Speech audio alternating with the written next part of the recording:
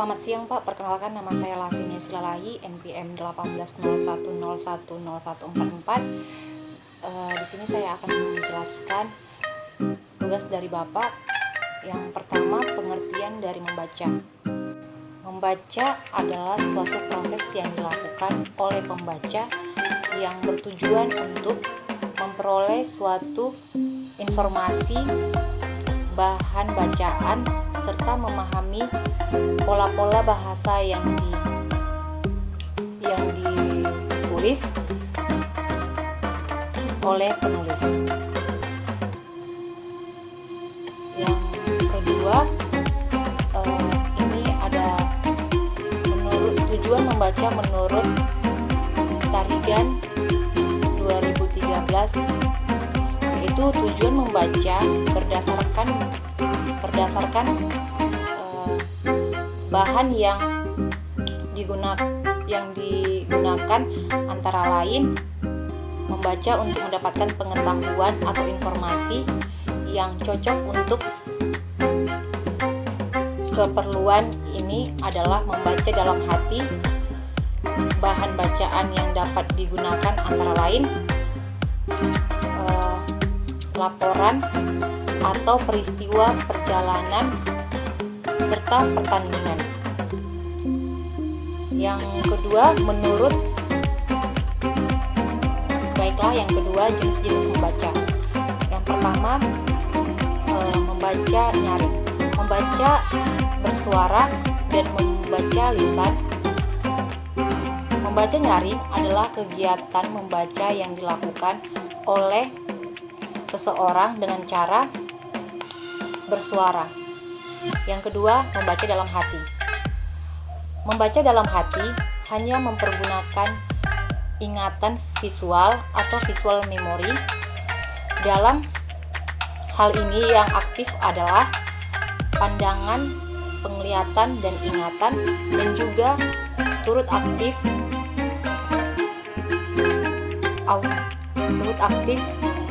auditory memory atau ingatan pendengaran, dan ingatan yang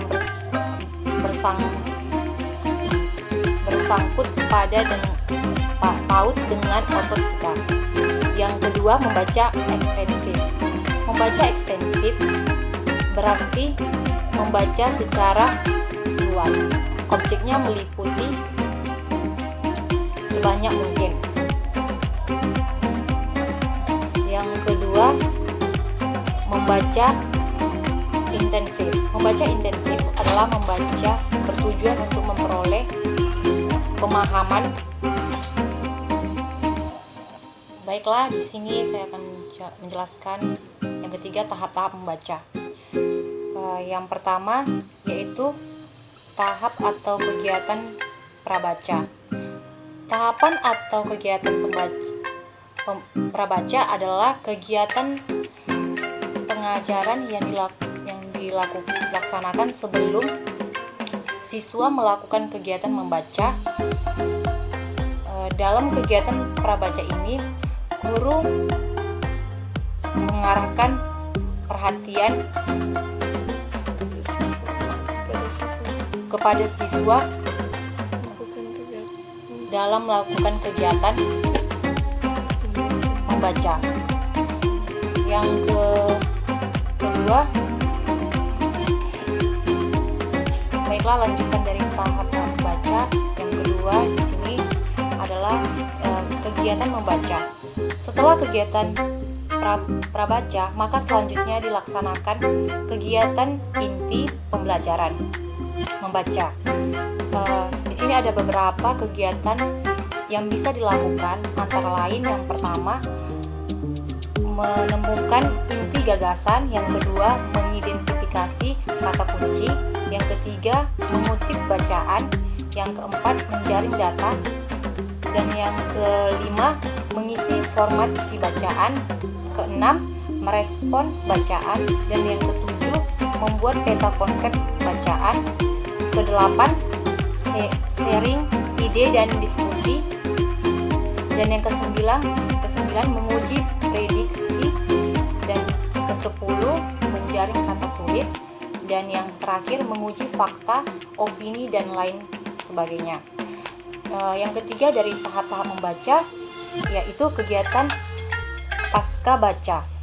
Kegiatan pasca baca merupakan tahapan pembelajaran membaca yang bertujuan untuk menguji kemampuan membaca sekaligus memantapkan kemampuan membaca para siswa. Baiklah, selanjutnya metode membaca. Yang pertama, metode abjad. Pembelajaran membaca permulaan dengan metode abjad dimulai dengan mengenalkan huruf-huruf secara alfabetis. Huruf-huruf tersebut dihafalkan dan dilafalkan anak sesuai dengan bunyinya menurut abjad. Dan yang kedua, metode eja. Di sini metode eja adalah belajar membaca yang dimulai dari mengeja huruf demi huruf. Kemudian pendekatan yang dipakai dalam metode eja adalah pendekatan harfiah. Yang ketiga, metode suku kata. Metode ini diawali dengan pengenalan suku kata seperti BA, BI, BU, BE, BO, CA, CI, CU, CU, CE, CO, DA, DI, DU, DO, dan seterusnya.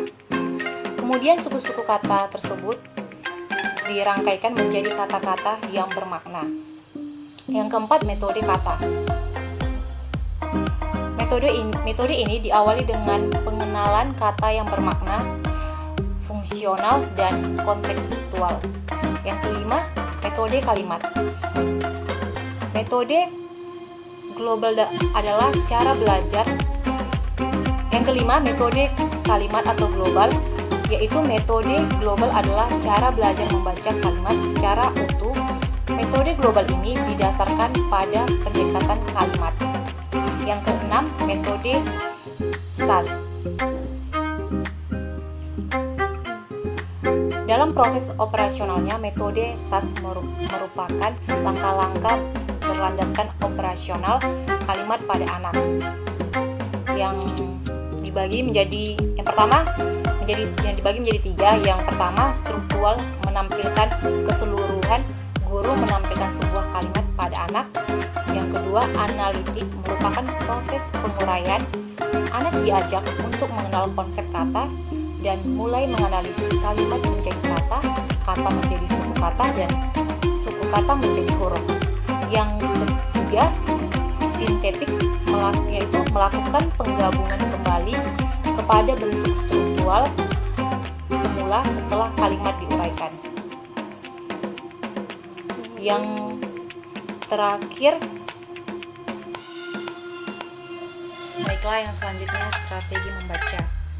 Yang pertama, strategi kegiatan membaca langsung atau KML.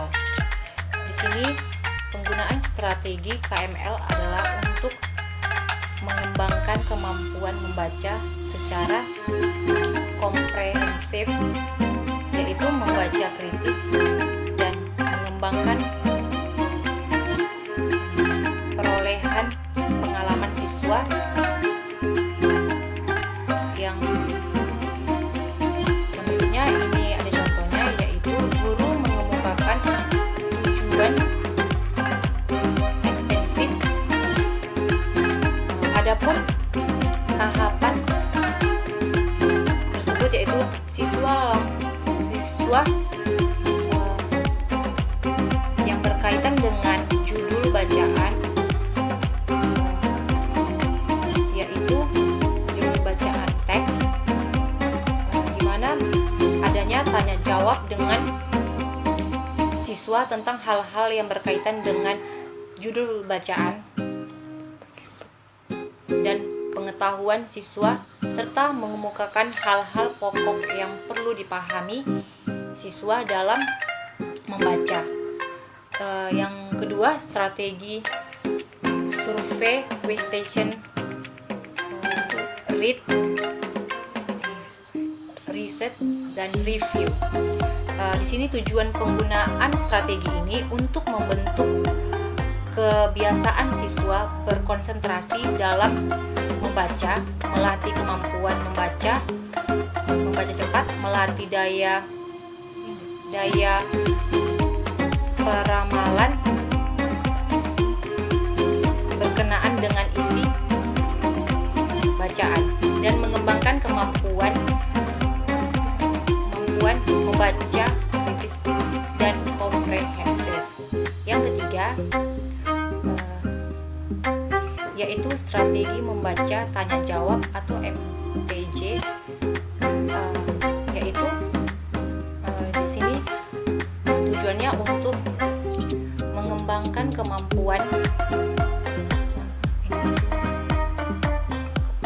membaca komprehensif, memahami alasan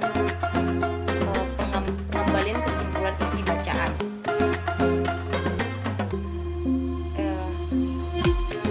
Yang contohnya yaitu guru menjelaskan tujuan pengajaran, problem yang harus dipecahkan siswa, dan cara yang dilakukan siswa untuk memecahkan suatu masalah. Baiklah, yang terakhir pendekatan membaca. Yang pertama pendekatan komunikatif, yang kedua pendekatan integratif, ketiga pendekatan cara belajar siswa, keempat pendekatan world linguist. Sudah. Baiklah, sekian dari